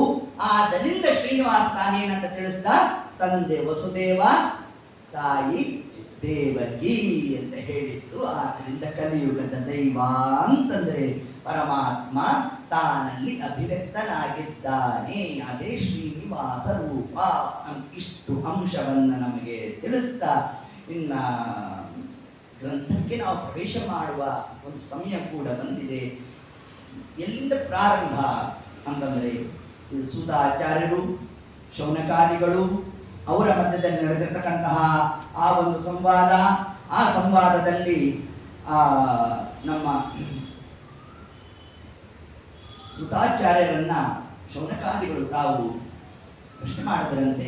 ಕಥಿತಂ ರಂಗಮಾಹಾತ್ಮ್ಯಂ, ಈ ಹಿಂದೆ ರಂಗನಾಥ ದೇವರ ಮಹಿಮೆಯನ್ನು ನಮಗೆ ತಿಳಿಸಿಕೊಟ್ಟಿದ್ದೀರಿ. ಇದಾನಿ ಶ್ರೋತಮಿಚ್ಚಾಮಿ ವೆಂಕಟೇಶಿ, ಈಗ ನಮ್ಮ ವೆಂಕಟಗಿರಿ ಮಹಾತ್ಮೆಯನ್ನು ಕೇಳಬೇಕು ಅಂತ ನಾವು ಅಪೇಕ್ಷೆ ಪಡ್ತಾ ಇದ್ದೇವೆ ಅಂತ ಹೇಳಿದರೆ, ಆ ರಂಗನಾಥ ಮಹಿಮೆಯನ್ನೇ ಅದು 3 ಪ್ರಕಾರವಾಗಿ ನಮ್ಗೆ ತಿಳಿಸ್ಕೊಟ್ಟಿದ್ದಾರೆ. ಆದಿರಂಗ, ಮಧ್ಯರಂಗ, ಅಂತ್ಯರಂಗ. ಆದಿರಂಗನೇ ಶ್ರೀರಂಗಪಟ್ಟಣದಲ್ಲಿರ್ತಕ್ಕಂಥದ್ದು. ಅದನ್ನ ಯಾರು ಪ್ರತಿಷ್ಠಾಪನೆ ಮಾಡಿದ್ರು? ದುರ್ವಾಸನಿಂದ ಪ್ರತಿಷ್ಠಾಪಿತವಾಗಿದೆ. ಮಧ್ಯರಂಗ ಶಿವನ ಸಮುದ್ರ, ಇಂದ್ರದೇವರು ಪ್ರತಿಷ್ಠಾಪನೆ ಮಾಡಿದರು. ಅಂತ್ಯರಂಗ ಸ್ವಯಂ ಪರಮಾತ್ಮ ಅನಿಸ್ತಾರೆ. ನಮ್ಮ ವಿಭೀಷಣ ತಾನು ಅಲ್ಲಿ ಲಂಕಾಪುರಕ್ಕೆ ಹೊರಟಿದ್ದಾನೆ. ರಾಮದೇವರು ತಾವು ಪೂಜೆ ಮಾಡಿರ್ತಕ್ಕಂತಹ ಅಜರಾಜ, ಅದರಂತೆ ದಶರಥ ಮಹಾರಾಜ, ಇಕ್ಷ್ವಾಕು ಮಹಾರಾಜ, ಸಾಕ್ಷಾತ್ ಬ್ರಹ್ಮದೇವರು ಪೂಜೆ ಮಾಡಿರ್ತಕ್ಕಂತಹ ಪ್ರತಿಮಾ, ರುಕ್ಮಿಣಿ ಸಾಕ್ಷಾತ್ತಾಗಿ ನಮ್ಮ ಸೀತಾದೇವಿ ಪೂಜೆ ಮಾಡಿರ್ತಕ್ಕಂತಹ ಪ್ರತಿಮಾ. ಹೀಗಿರಬೇಕಾದ್ರೆ ರಾಮದೇವರ ಪಟ್ಟಾಭಿಷೇಕ ನಡೆದಿರ್ತಕ್ಕಂತಹ ಕಾಲಕ್ಕೆ ವಿಭೀಷಣನಿಗೆ ರಾಮದೇವರು ಆಜ್ಞೆ ಮಾಡಿದ್ರು, ನೀನು ಲಂಕಾಪುರಕ್ಕೆ ಹೊರಡಬೇಕು ಅಂತಂದ್ರು. ಸ್ವಾಮಿ ಸರ್ವಥಾ ಬ್ಯಾಡ ನನಗೆ ಅಂತ. ನೋಡಪ್ಪ, ನಾನು ಪೂಜೆ ಮಾಡಿರ್ತಕ್ಕಂತಹ ಪ್ರತಿಮಾ ಕೊಡ್ತೀನಿ ನೋಡಿ, ನೀನು ಇಟ್ಕೊಂಡು ಪೂಜೆ ಮಾಡು.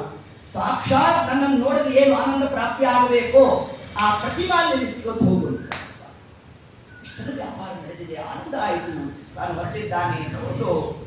ನಾವು ಶ್ರೀರಂಗ ಕ್ಷೇತ್ರ ಅಂತ ಹೇಳ್ತಾ ಇದ್ದೇವೋ, ಏತ ಕ್ಷೇತ್ರದಲ್ಲಿ ತಾವು ಅದನ್ನು ಇಟ್ಟು ಆ ಸಂಧ್ಯಾವಂದನೆಗಾಗಿ ತಾವು ಹೊರಟಿದ್ದಾನಂತೆ. ಎಲ್ಲ ಗಾಯಕ ಜಪಾದಿಗಳನ್ನು ಮುಗಿಸ್ತಾನೆ. ಬರೋ ಕಾಲಕ್ಕೆ ಏತು ಪ್ರತಿಮಾ ಸ್ಥಾಪಿತವಾಗಿರಬೇಕು, ಏನಾದರೂ ತಾವು ಬರಲಿಲ್ಲ. ಆ ಕಾಲಕ್ಕೆ ದುಃಖಿತನಾಗಿದ್ದಾರಂತೆ. ಯಾರು ಪರಮಾತ್ಮ ತಾನು ಶರೀರವಾಣಿ ಮಾಡ್ತಾನೆ ನೋಡಪ್ಪ, ಅದಕ್ಕಾಗಿ ಹೆಚ್ಚು ದುಃಖ ಪಡೋದು ಬೇಡ. ಪ್ರತಿನಿತ್ಯ ನೀನು ಬಂದು ಪೂಜೆ ಮಾಡ್ತೀನಿ. ಅಷ್ಟು ಮಾತ್ರ ಅಲ್ಲ, ನಿನ್ನ ಕಡೆಗೆ ನಾನು ದೃಷ್ಟಿ ಇಟ್ಟಿದ್ದೇನೆ.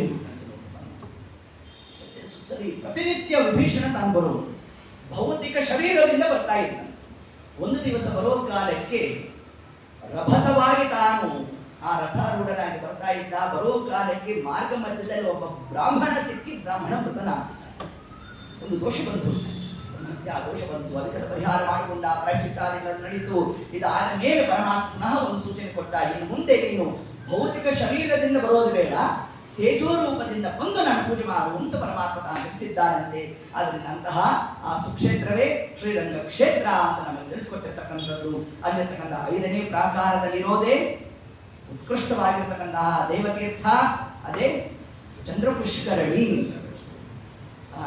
ಚಂದ್ರಪುಷ್ಕರಣಿ ಸ್ನಾನ ಬರೀ ಅದರ ಧ್ಯಾನ ಈಗ ಸದ್ಯಕ್ಕೆ. ಈಗ ಪ್ರೋಕ್ಷಣೆನೂ ಇಲ್ವೇನೋ, ಈಗ ಲಾಕ್ ಮಾಡಿಬಿಟ್ಟಿದ್ದಾರಂತೆ. ಆದ್ದರಿಂದ ಅದು ಚಿಂತಿಲ್ಲ. ಆಚಾರ ಸಿದ್ಧಾಂತ ಇದ್ರೆ ನಮ್ಗೆ ಅದು ಮನಸ್ಸ ಅನುಲಾಪ ಮಾಡ್ಕೋಬೋದಂತೆ ನಾವು. ಅದರಿಂದ ಮನಸ್ಸಿನಲ್ಲಿ ಚಿಂತನೆಯನ್ನು ಮಾಡ್ತಾ ಯಾರು ಆ ಚಂದ್ರ ಪುಷ್ಕರಣಿಯಿಂದ ಸ್ನಾನವನ್ನು ಮಾಡ್ತಾರೋ ಅಂತವರಿಗೆ ಏನ್ ಫಲ ಕೊಟ್ಟಿದ್ದಾನೆ ಪರಮಾತ್ಮ ಅಂತಂದ್ರೆ 96 ಶ್ರಾದ್ದವನ್ನ ಮಾಡಿದರೆ ಷಣ್ಣವತಿ ಶ್ರಾದ್ದದ ಫಲ ಚಂದ್ರ ಪುಷ್ಕರಣಿಯಲ್ಲಿ ಸ್ನಾನ ಮಾಡಿದಾಗ ಪ್ರಾಪ್ತಿ ಅಂತ ತಿಳಿಸ್ತಾರೆ ನಮ್ಮ ಶಾಸ್ತ್ರ. ಏನು ಸಂಬಂಧ? ಸುಮ್ಮನೆ ಏನು ಕತೆ ಹೇಳ್ಕೊಂಡು ಹೋಗೋದಲ್ಲ. ಅದು ಸ್ನಾನ ಮಾಡಿದ್ರೆ ಈ ಫಲ ಬಂತು, ಅದು ಬಂದ್ರೆ ಅದು ಬಂತು, ಹೆಂಗೆ ಬಂತದ್ದು?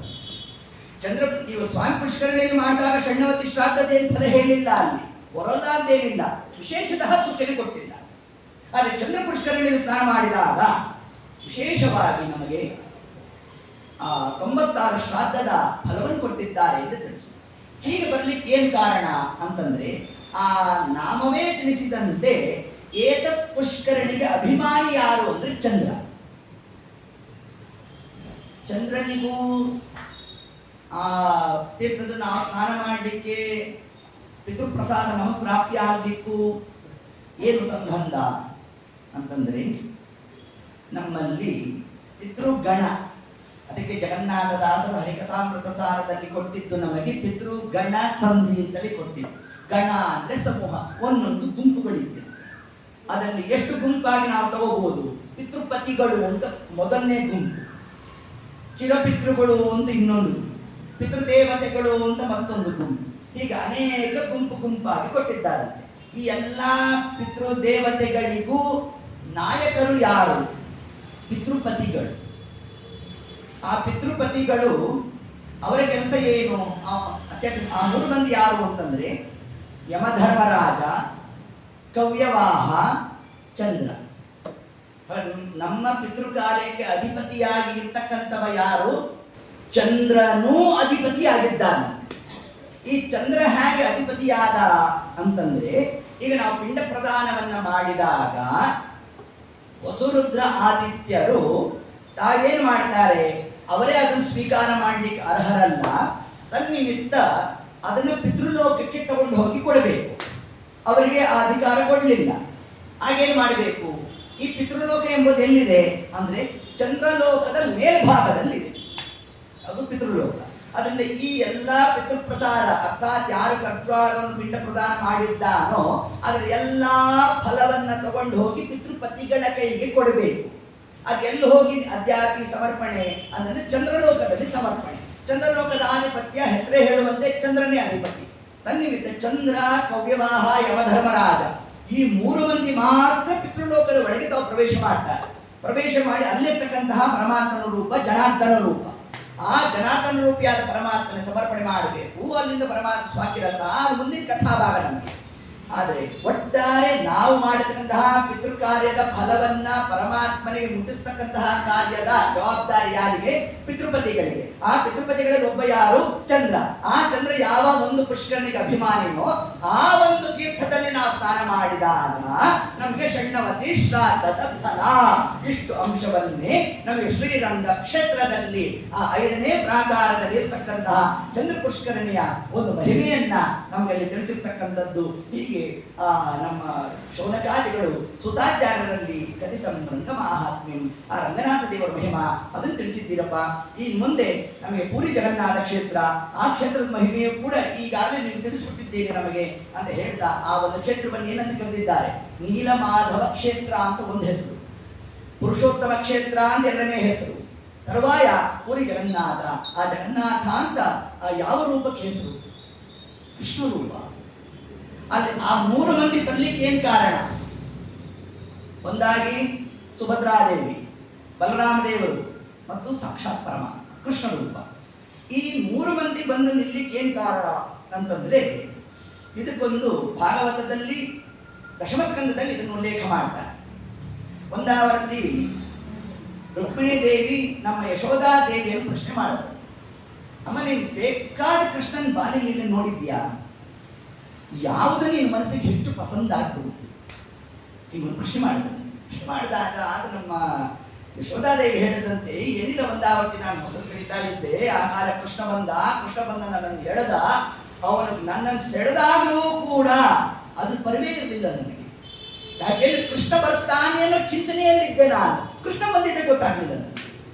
ಏನು ಕೋಪ ಮಾಡ್ತಾನಮ್ಮ ನಿಮ್ಮ ಯಜಮಾನ ಅಂದ ಯಶೋಧಾದೇವಿ. ಆ ಕಾಲಕ್ಕೆ ಮಾಂಡಂಭಿನಂತಿ ಒಡೆದೇ ಬಿಟ್ಟ ಮಡಕೇನು ಒಡೆದಂತೆ ಏನು ಮಾಡಿದಂತೆ, ಸ್ವಲ್ಪ ಹೆದರಿಕೆ ತೋರಿಸಿದ್ನಂತೆ ದೇವಿ, ಹೆದರದಂತೆ. ಆ ಕಾಲಕ್ಕೆ ಹೆದರಿದ್ರೆ ಏನು ಮಾಡ್ದ, ಆ ಕಡಗೋಲನ್ನು ಕೈಲಿ ಹಿಡ್ಕೊಂಡ್ಬಿಟ್ಟಂತೆ. ಆ ಕಡಗೋಲನ್ನು ಹಿಡ್ಕೊಳ್ಳೋ ಕಾಲಕ್ಕೆ ನೇಣು ಹಗ್ಗ ಏನಿತ್ತಲ್ಲ, ಆ ಹಗ್ಗ ಎಲ್ಲ ಒಂದು ಉದರವನ್ನು ಸುತ್ಕೊಂಡ್ಬಿಡ್ತಂತೆ. ಆಗಿಂದ ಪರಮಾತ್ಮ ಏನಾದ? ದಾಮೋದರ. ಆ ದಾಮೋದರ ರೂಪ ಇದೆಯಲ್ಲ ಭಾರಿ ಚಂದ ನೋಡ್ಲಿಕ್ಕೆ ಅಂತಂದು. ಅಷ್ಟೊತ್ತು ಕೃಷ್ಣ ಬಂದ. ರುಕ್ಮಿಣಿ ದೇವಿ ಕೇಳಿದಂತೆ, ಸ್ವಾಮಿ ಅದು ಯಾವುದೋ ರೂಪ ತೋರಿಸಿದ್ರಂತೆ, ನೀವು ಕೈಯಲ್ಲಿ ಕಡ್ಗೋಲು ಹಿಡಿದಿರೋದು, ನೇಣು ಹಿಡಿದಿರೋದು, ಅದು ನೋಡ್ಬೇಕಲ್ಲ ಒಂದು ಆವರ್ತಿ ಅಂತಂದಂತೆ. ಆಗ ನಮ್ಮ ದೇವ್ರ ತಲೆ ಚಿಟ್ಕೊಂಡಂತೆ. ಅವ ಸುಮ್ಮನೆ ಇರಲ್ಲ, ಏನೇನೋ ಹೇಳ್ತಾ ಕೂತಿರ್ತಾಳೆ. ನಾನು ಯಾವಾಗ ಚಿಕ್ಕ ಹುಡುಗ ಆದಾಗ ಮಾಡಿದ್ದದು, ಈಗ ಅವೆಲ್ಲ ತೋರಿಸ್ಲಿಕ್ಕೆ ಆಗಲ್ಲ, ಹೇ ಹಂಗಾರೆ ಆಗಲ್ಲ ಅಂತ ರುಕ್ಮಿಣಿ ದೇವಿ ಎಂದು ನಾನು ಬಿಡೋಲ್ಲ ಅಂತ. ನಮ್ಮ ದೇವರಿಂದ ಸರಿ ಒಂದು ಕೆಲಸ ಮಾಡು, ನಾನು ಹಂಗೆಲ್ಲ ತೋರಿಸೋಲ್ಲ, ವಿಶ್ವಕರ್ಮನನ್ನು ಬೇಕಾದ್ರೆ ಕರೆಸು, ಈ ಯಶೋಧಾದೇವಿಯನ್ನು ಕೂರಿಸ್ಕೊ, ಅವಳು ವರ್ಣನೆ ಮಾಡ್ತಿರ್ಲಿ, ಅವನು ಕೆತ್ತನೆ ಮಾಡ್ತಿರ್ಲಿ. ಆಗ ಈ ಯಶೋಧಾದೇವಿಯನ್ನು ನೋಡ್ಲಿಕ್ಕೆ ಅನೇಕ ಜನ ಹೆಣ್ಮಕ್ಳು ಬರೋದು, ಅವ್ರು ಬರೋದು, ಇವ್ರು ಬರೋದು, ಇವ್ರು ಏನೋ ಮನಸ್ಸು ಆ ಕಡೆ ಹೊರಟೋಗೋದು, ಏನೇನೋ ವರ್ಣನೆ ಮಾಡೋದು, ಹಂಗೆಲ್ಲ ಆಗ್ಬಿಟ್ರೆ ಏನು ಕಥಾ. ರುಕ್ಮಿಣಿ ದೇವಿ ಅಂದ್ರು, ಸ್ವಾಮಿ ನೀವೇ ಹೊರಗಡೆ ದ್ವಾರಪಾಲಕ ನಾನು ನಿಂತಿರ್ಬೇಕು ಅಂತ. ಆಯ್ತು ಅಂದ. ಅಷ್ಟು ಬಲರಾಮ ದೇವರು ಬಂದು ನೀನು ಅಲ್ಲಿ ನಿಂತಿರು. ಆಮೇಲೆ ಹೆಣ್ಮಕ್ಳು ಬಂದಾಗ ಹೆಣ್ಮಕ್ಳನ್ನ ಹೆಣ್ಮಕ್ಳೇ ತಡಿಬೇಕು ಅಂತ. ಅದಕ್ಕೇನು ಮಾಡಿದ್ರು? ಸುಭದ್ರಾದೇವಿ ನಿಲ್ಲಿಸ್ಬಿಟ್ಟು 3 ಮಂದಿಯೂ ಕೂಡ ದ್ವಾರಪಾಲಕರಾಗಿ ನಿಂತುಬಿಟ್ಟಿದ್ರು. ಅಷ್ಟೊಂದು ನಾರದರು ಬಂದ್ರಂತೆ. ಬಂದು ನೋಡಿದ್ರು, ಏನ್ ಸ್ವಾಮಿ ವೈಭವ, ಇದನ್ನ ಕಲಿಯುವುದನ್ನು ಮುಂದೆ ನೋಡುವಂತ ಆಗ್ಬೇಕು ಸ್ವಾಮಿ, ಅವರನ್ನು ಉದ್ಧಾರ ಮಾಡುವಂತ ಪ್ರಾರ್ಥನೆ ಮಾಡಿದ್ರು. ಅಲ್ಲಪ್ಪ ಮುಂದೆ ಆ ಕಾರ್ಯಾಲಯಗಳು ನಡೆಯುತ್ತೆ ಅಂತ ಪರಮಾತ್ಮ ನಾನು ಹೇಳ್ತಾ, ಅದರಂತೆ ಇಂದ್ರದ್ಯುಮ್ನ ರಾಜ ತತ್ಕಾಲಕ್ಕೆ ಯಾವ ಆ ಪೂರಿ ಜಗನ್ನಾಥ ಕ್ಷೇತ್ರ ಅಂತಿದೆಯೋ ಅಲ್ಲಿ ತಾನು ಉಪಾಸನೆ ಮಾಡಬೇಕು ಅಂತ ತಾನು ಬಂದ್ರೆ, ಆ ನೀಲಮಾಧವಾನ ವಿಗ್ರಹವನ್ನ ದೇವತೆಗಳು ತಗೊಂಡು ಹೋಗ್ತಾರೆ. ಯಾಕೆ ಘೋರವಾದ ಕಲಿಯುಗ ಬರುತ್ತೆ, ಅವರಿಂದ ಉಪಾಸನೆ ಮಾಡ್ಲಿಕ್ಕೆ ಆಗದೆ ಇರ್ತಕ್ಕಂತಹ ಪ್ರತಿಮಾ ವಿಶೇಷ ಅದು. ಅದರಿಂದ ಅವರು ತಗೊಂಡು ಆ ಸಮುದ್ರದಲ್ಲಿ ಜನಾವೃತ ಆಯಿತು ಅಂತ ಇತಿಹಾಸದಿಂದ ತಿಳಿಸ್ತಾರೆ. ಆ ಕಾಲಕ್ಕೆ ಅತ್ಯಂತ ದುಃಖಿತನಾದ. ಆಗ ಶರೀರವಾಣಿ ಆಯಿತು, ಅದಕ್ಕೆ ಚಿಂತೆ ಬೇಡಪ್ಪ, ಸಮುದ್ರದಲ್ಲಿ ಒಂದು ಮರದ ದಿಂಡೆ ಬರುತ್ತೆ, ಅದನ್ನ ನೀನು ತರಿಸ್ಕೋಬೇಕು, ಮುಂದೆ ಅದಕ್ಕೆಲ್ಲ ವ್ಯವಸ್ಥೆ ನಡೆಯುತ್ತೆ ಎಂದು ಪರಮಾತ್ಮ ತಾನು ಅಶರೀರವಾಣಿಯನ್ನು ನುಡಿಸಿದ್ದ. ಅದರಂತೆ ಒಬ್ಬ ವಿಶ್ವಕರ್ಮನೇ ವೃದ್ಧ ಬ್ರಾಹ್ಮಣ ರೂಪದಲ್ಲಿ ತಾನು ಬಂದದ್ದು. ಬಂದದ್ದೇ ತತ್ಕಾಲಕ್ಕೆ ನನಗೊಂದು ರಹಸ್ಯವಾದ ಸ್ಥಳ ಕೊಡಬೇಕು, ಯಾರಿಗೂ ಪ್ರವೇಶ ಇರಬಾರದು, ನಾನು ಅದನ್ನು ಕೆತ್ತನೆ ಮಾಡಿ ನಿಮಗೆ ಕೊಡ್ತೇನೆ ಅಂತ ಅಂದಾಗ ಸರಿ ಆಯಿತು. 1 ಮಾಸ ಪರ್ಯಂತರವಾಗಿ ಆ ಕಾರ್ಯ ನಡೆದಿದೆ. ಏನು ಆ ವೃದ್ಧ ಬ್ರಾಹ್ಮಣ ಬಾಗಿಲು ತೆಗೆದೇ ಇಲ್ಲ. ಇಂದ್ರದ್ಯುಮ್ನ ರಾಜನ ಪತ್ನಿಗೆ ಸ್ವಲ್ಪ ಚಿಂತೆ ಆಯಿತಂತೆ. ಮತ್ತೆ ವೃದ್ಧ ಬ್ರಾಹ್ಮಣ ಆಹಾರಾದಿಗಳು ತಗೊಂಡಿಲ್ಲ, ಆತ ಇದ್ದಾನೋ ಇಲ್ಲವೋ ನೋಡಿದ್ದು ಯೋಚನೆ. ತತ್ಕಾಲಕ್ಕೆ ಕುತೂಹಲದಿಂದ ಮತ್ತು ಅತ್ಯಂತ ಕಳಕಳಿಯಿಂದ ತಾನೇನ್ ಮಾಡಿ ಬಾಗಿಲನ್ನು ತೆರೆಸಿದ್ದಂತೆ. ತೆರೆದಾಗ ಅರ್ಧ ಪ್ರತಿಮೆಗಳಾಗಿದ್ವು. ಅಷ್ಟರಲ್ಲೇ ಪರಮಾತ್ಮ ನನ್ನ ಸನ್ನಿಧಾನವನ್ನು ತುಂಬುತ್ತೇನೆ ಅಂತ ತಾನು ಹೇಳ್ತಾ ಅದು ಸಿದ್ಧವಾಗಿರ್ತಕ್ಕಂಥದ್ದೇ ಆ ಪೂರಿ ಜಗನ್ನಾಥ ಕ್ಷೇತ್ರದಲ್ಲಿ ಪರಮಾತ್ಮ ತಾನು ಮತ್ತು ಬಲರಾಮ ದೇವರು, ತರುವಾಯ ಸುಭದ್ರಾ ದೇವಿ, ಆ 3 ಮಂದಿಯೂ ಕೂಡ ಅಲ್ಲಿ ಸಿದ್ಧವಾಗಿರ್ತಕ್ಕಂಥದ್ದು. ಆ ಕ್ಷೇತ್ರದಲ್ಲಿ ಒಂದೊಂದು ಕೂಡ ಲೋಕ ವಿಲಕ್ಷಣವಾಗಿರ್ತಕ್ಕಂತಹ ಒಂದು ಕಾರ್ಯಾಲಯ ಪರಮಾತ್ಮ ತಾನು ಅಲ್ಲಿ ಮಾಡಿರ್ತಕ್ಕಂಥದ್ದಾಗಿದೆ ಅನ್ನೋದನ್ನೇ ನಾವು ಶ್ರೀನಿವಾಸ ಕಲ್ಯಾಣದಲ್ಲಿ ಇದನ್ನು ನಮಗೆ ತಿಳಿಸ್ತಾರೆ. ಸುಮಾರು 36 ಒಕ್ಕಲು ಇಂದ ಬಂದಿರತಕ್ಕಂಥವರು ಮಾತ್ರ ಜಗನ್ನಾಥ ದೇವರಿಗೆ ನೈವೇದ್ಯ ಮಾಡಬೇಕು.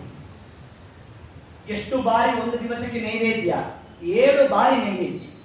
ಚಪ್ಪನ್ನ ಭೋಗಿ ಅಂತ ನಮ್ಮ ದೇವರ ಹೆಸರಲ್ಲಿ 7 ಬಾರಿ ನೈವೇದ್ಯ, 66 ಭಕ್ಷಗಳ ನೈವೇದ್ಯ. ಒಂದೇ ಸದಿಗೆ 2000 ಮಂದಿ ಅಡಿಗೆಯವರು ಇರ್ತಾರಂತ. ಎಷ್ಟು ಲೋಕ ವಿಲಕ್ಷಣ. ನಮ್ಗೊಬ್ರು ಅಡಿಗೆಯವರು ಸಿಗೋಲ್ಲ ನಮಗೆ. ನಮ್ಮ ಕಥೆ ನೋಡಿ ಹೆಂಗಾಗುತ್ತೆ. ಇವತ್ತು ಕಾರ್ಯಕ್ರಮ ಇವತ್ತೇ ಕೈ ಕೊಡೋದು. ನಮ್ಮನಿಗೂ ಮಾತ್ರ ಅಲ್ಲ, ವಿಜಯರಾಯರಂದ್ರು ಸುಬಣ್ಣಾಚಾರ್ಯರು ಸುಧಾಮಂಗಳ ಮಾಡ್ಬೇಕಾದ್ರೆ ಕೈ ಕೊಟ್ಟಿದ್ರಪ್ಪ, ನಾನೇ ಹೋಗಿದ್ದೆ ಅಡಿಗೆವನಾಗಿ. ಹೌದು ಇದು ಆಗೆಲ್ಲ ಮಾಡಿದ್ದೆ ಯಾವುದು ಮಂಡಿಗೆ ನೋಡ್ರಿ. ನಮ್ಮ ಸ್ಥಿತಿ ಹಿಂಗೆಲ್ಲ ಆಗಿದ್ರೆ ಪರಮಾತ್ಮ ಏತತ್ ಕಾಲದಲ್ಲೂ ಕೂಡ ಅದು ಯಾರಂದ್ರೆ ಯಾರು, ನೀವು ಬರ್ರಿ ಆಚಾರ್ಯ ಮಾಡ್ಕೊಂಡು ಚೌಟ್ಕೊಡ್ರಿ, ನೀವು ಅಡಿಗೆ ಮಾಡ್ರಿ, ಹಂಗಲ್ಲ. 36 ಒಕ್ಕಲು, ಆ ಒಕ್ಕಲಿನಿಂದ ಬಂದಿರತಕ್ಕಂಥವರೇ ನೈವೇದ್ಯವನ್ನು ಮಾಡಿರ್ತೀವಿ. ಆ ಮಡಿಕೆ ಮಡಿಕೆ ಮಡಿಕೆ ಮಡಿಕೆ ಮೇಲೆ ಇಟ್ಟಿರ್ಬೇಕು. ಅದಲ್ಲೇನು ಪುನಃ ವಿಲಕ್ಷಣ. ಹಾಗೆ ಆ ಗೋಪುರದ ಮೇಲೆ ಇರತಕ್ಕಂತಹ ಧ್ವಜ ಗಾಳಿಗೆ ವಿರುದ್ಧ ದಿಕ್ಕಿನಲ್ಲಿ ಬೀಸೋತ್ತಂತೆ. ಅಂದ್ರೆ ಈ ವಾಯು ತತ್ವವು, ಈ ವಾಯುದೇವರು ಕೂಡ ನನ್ನ ಅಧೀನ, ಇಡೀ ಜಗತ್ತು ವಾಯುದೇವರ ಅಧೀನ. ಆದರೆ ಈ ವಾಯುದೇವರು ನನ್ನ ಅಧೀನ ಅನ್ನೋದನ್ನೇ ಪರಮಾತ್ಮದ ತಿಳಿಸಲಿಕ್ಕೆ ಆಗಿದ್ದಾನೇನು ಮಾಡ್ದ? ಗಾಳಿಗೆ ವಿರುದ್ಧವಾಗಿ ಇದ್ದಾನೆ. ಅಂದ್ರೆ ಪರಮಾತ್ಮ ಯಾರು? ಅವ ಸರ್ವೋತ್ತಮ ಅನ್ನೋ ಒಂದು ಅಂಶವನ್ನೇ, ಇಷ್ಟು ಅಂಶವನ್ನ ಹೇಳ್ತಾ ಆ ಮಡಿಕೆಯಲ್ಲಿ ಅನ್ನ ಆಗ್ತಕ್ಕಂತಹ ಕ್ರಮವೂ ಕೂಡ ಮೇಲ್ಭಾಗದಲ್ಲಿರ್ತಕ್ಕಂತಹ ಆ ಮಡಿಕೆಯಲ್ಲಿ ಮೊದಲು ಅನ್ನ, ಆಮೇಲೆ ಕೆಳಭಾಗದಲ್ಲಿರ್ತಕ್ಕಂಥದ್ದು. ಹೀಗೆ ಇಷ್ಟು ವಿಲಕ್ಷಣವಾಗಿರ್ತಕ್ಕಂತಹ ಪೂರಿ ಜಗನ್ನಾಥ ಕ್ಷೇತ್ರದ ಮಹಿಮಾ, ಕರಿಗಿರಿ ಕ್ಷೇತ್ರ, ಅಲ್ಲಿರ್ತಕ್ಕಂತಹ ನಮ್ಮ ಯೋಗ ನರಸಿಂಹ ಮತ್ತು ಭೋಗ ನರಸಿಂಹ, ಆ ನರಸಿಂಹದೇವರ ಕ್ಷೇತ್ರದ ಒಂದು ಮಹಿಮಾ, ಅಲ್ಲೇ ಇರ್ತಕ್ಕಂತಹ ಒಂದು ಗುಹಾ, ಆ ಗುಹಾದಲ್ಲಿ ಹನುಮಂತ ದೇವರು ವಿಶೇಷವಾಗಿ ಹನುಮಂತ ದೇವರು ಮತ್ತು ವಾದಿರಾಜ ಸ್ವಾಮಿಗಳು ಸ್ವಯಂ ವ್ಯಕ್ತ ಎರಡು ಪ್ರತಿಮೆಗಳು ಇವತ್ತು ನಾವು ನೋಡ್ಬೋದಲ್ಲ ಒಂದು ಗುಹೆ. ಅಲ್ಲಿ ವಾದಿರಾಜರು ಹಯಗ್ರೀವ ದೇವರನ್ನು ಉಪಾಸನೆ ಮಾಡ್ತಾ ಕೂತಿರ್ತಕ್ಕಂತಹ ಒಂದು ಸುಕ್ಷೇತ್ರ ಯಾವುದು? ಕರಿಗಿರಿ ಕ್ಷೇತ್ರ. ಆ ಕರಿಗಿರಿ ಕ್ಷೇತ್ರದಲ್ಲಿ 4 ಪರ್ವತಗಳು, ಆ 4 ಪರ್ವತಗಳಲ್ಲಿ ಒಂದೊಂದು ಪರ್ವತ ಒಂದೊಂದು ಆಕಾರದಲ್ಲಿ ಇದ್ದಂತೆ ನೋಡಿ. ಅದರಲ್ಲಿ ಪೂರ್ವ ದಿಕ್ಕಿನಲ್ಲಿ ಇರ್ತಕ್ಕಂಥದ್ದೇ ಹಸ್ತಿಗಿರಿ, ಆನೆಯ ಆಕಾರದಲ್ಲಿರ್ತಕ್ಕಂಥದ್ದು. ಅದಕ್ಕೆ ವಿರುದ್ಧ ದಿಕ್ಕು ಪಶ್ಚಿಮ, ಅದು ಸಿಂಹಾಕಾರದಲ್ಲಿದ್ದಂತೆ. ಇನ್ನು ದಕ್ಷಿಣ ಮತ್ತು ಉತ್ತರ ಭಾಗದಲ್ಲಿ ನಮಗೆ ದಕ್ಷಿಣ ಭಾಗದಲ್ಲಿ ಗರುಡಾಕಾರದಲ್ಲಿದ್ದರೆ, ಉತ್ತರ ಭಾಗದಲ್ಲಿ ಶೇಷಾಕಾರದಲ್ಲಿರ್ತಕ್ಕಂತಹ ಪರ್ವತ. ಆ ಎಲ್ಲಾ ಪರ್ವತಗಳ ಮಧ್ಯೆ ನಮ್ಮ ದೇವರಾಯನಾದ, ದೇವತೆಗಳಿಗೆ ರಾಯ, ರಾಯ ಅಂದ್ರೆ ರಾಜ, ಯಾರು? ನಮ್ಮ ನರಸಿಂಹದೇವರು. ಅಂತಹ ನರಸಿಂಹದೇವರ ಆ ಕ್ಷೇತ್ರ ಮಹಿಮೆಯನ್ನು ಕೂಡ ನೀವು ತಿಳಿಸಿದ್ದೀರಿ. ಇದಾನಿಂ ಶ್ರೋತುಮಿಚ್ಛಾಮಿ. ಈಗ ನಾವು ಕೇಳಿಕ್ಕೆ ಇಷ್ಟಪಡ್ತಿರೋದು ಯಾವುದು ಅಂತಂದ್ರೆ ವೆಂಕಟೇಶ ಗಿರೀಶು ಅಂತ ಹೇಳೋಣ. ಅದಕ್ಕೆ ನಮ್ಮ ಸೂತಾಚಾರ್ಯರು ಎಲ್ಲಿಂದ ಪ್ರಾರಂಭ ಮಾಡಿದ್ರು? ರಾಮಾಯಣದಿಂದ ಪ್ರಾರಂಭ. ನೀವು ನನಗೆ ಫೋನ್ ಮಾಡಿದ್ದೇನಂತ ಶ್ರೀನಿವಾಸ ಕಲ್ಯಾಣ ಹೇಳಿದ್ದ, ಹೌದು. ಅಲ್ಲಿ ಪ್ರಶ್ನೆ ಕೇಳಿದ್ದೇನು? ನಮ್ಮ ಶೌನಕಾದಿಗಳು ನಮಗೆ ಶ್ರೀನಿವಾಸ ದೇವರ ಕಥೆ ಹೇಳಿ ಅಂತಂದ್ರೆ ಜನಕ ಮಹಾರಾಜನ ಕಥೆ ತಗೊಳ್ಳು. ಜನಕ ಮಹಾರಾಜ ಅಂತಿದ್ದ. ಪುರಾತು ಜನಕೋ ರಾಮ ರಾಜ ಪ್ರಮದಾನಿಕಾ ಸತ್ಯವಾನ್ ಸರ್ವಶಾಸ್ತ್ರೇಷು ಕೋವಿದಃ ಕೋಪವರ್ಜಿತಃ. ನೋಡ್ರಿ, ಅಲ್ಲಿಂದ ಕಥಾ ತಗೊಂಡು మరి ಏನಿದ್ರು ಸಂಬಂಧ? ಜನಕ ಮಹಾರಾಜ ಯಾಕೆ ಬಂದ ಮತ್ತು ಶತಾನಂದರನ್ನೇ ಪರಮಾತ್ಮ ಯಾಕೆ ತನ್ನನ್ನು ಕಳಿಸಿದ್ದಾನೆ? ಹೀಗಿರ್ಬೇಕಾದ್ರೆ ಇನ್ನು ಜನಕ ಮಹಾರಾಜ ತಾನು ಇಟ್ಟಿರ್ತಕ್ಕಂಥ ಪ್ರಶ್ನೆಗಳು ಯಾವುದು? ಆ ಪ್ರಶ್ನೆಗಳಿಗೆಲ್ಲ ಸಾವಿರ ಪ್ರಶ್ನೆ ಇದ್ರೂ ಕೂಡ ಅದಕ್ಕೆಲ್ಲ ಒಂದೇ ಉತ್ತರ ಯಾವುದು ಅಂತಂದ್ರೆ ಆ ಒಂದು ಪರ್ವತಗಳ ಮಹಿಮಾ. ಆ ಒಂದು ವಿಷಯವನ್ನೇ ಶ್ರೀನಿವಾಸ ಕಲ್ಯಾಣದಿಂದ ರಾಮಾಯಣಕ್ಕೆ ಹೋಗೋಣಂತೆ, ರಾಮಾಯಣದಿಂದ ತಿರುಪತಿ ಬೆಟ್ಟದ ವಿಷಯ ಅಂತೆ. ಎಲ್ಲಿಂದ ಎಲ್ಲಿಗೆ ಇದಕ್ಕೆಲ್ಲ ಹೆಂಗೆ ನಾವು ಸಮನ್ವಯ ಮಾಡಬೇಕು, ಇದಕ್ಕೆಲ್ಲ ಆಚಾರ್ಯ ಸಿದ್ಧಾಂತ ಇದ್ರೆ ಮಾತ್ರ ಅದನ್ನು ಓರೆ ಹಾಕಿದಾಗ ಈ ಎಲ್ಲ ಪ್ರಸಂಗಗಳಿಗೂ ಕೂಡ ನಾವು ಅರ್ಥ ನಿರ್ಣಯ ಮಾಡಲಿಕ್ಕೆ ಸಾಧ್ಯ ಅಂತ ಹೇಳ್ತಾ, ಇಂತಹ ಪರ್ವಕಾಲದಲ್ಲಿ ಯಾವ ಆಚಾರ್ಯರು ನಮಗೆಲ್ಲ ತಿಳಿಸಿದ್ದಾರೆ, ಈ ಒಂದು ದಿವಸ ಮಾತ್ರ ನಮ್ಗೆ ಅಕ್ಷಯ ಅಲ್ಲೋ, ಪ್ರತಿನಿತ್ಯ ನಾವು ಮಾಡ್ತಕ್ಕಂತಹ ಕಾರ್ಯದಲ್ಲಿ ಏನಾಗಬೇಕು? ಅಕ್ಷಯಂ ಕರ್ಮ ಯಸ್ಮಿನ್ ಪರೇ ಸ್ವರ್ಪಿತಂ ಪ್ರಕ್ಷಯಂ ಯಾತಿ ದುಃಖಾನಿ ಯನ್ನಾಮತಃ ಅಕ್ಷರೋ ಯೋಜನಃ ಸರ್ವದೈವಾಮೃತಃ ಕುಕ್ಷಿಕಂ ಯಸ್ಯ ವೇ ಸ್ವಂ ಸದಾ ಜಾಧಿಕಂ ಪ್ರೀಣಯಾಮೋ ವಾಸುದೇವಂ. ಸರ್ವಂ ಶ್ರೀ ಕೃಷ್ಣಾರ್ಪಣಮಸ್ತು. ಹರಯೇ ನಮಃ.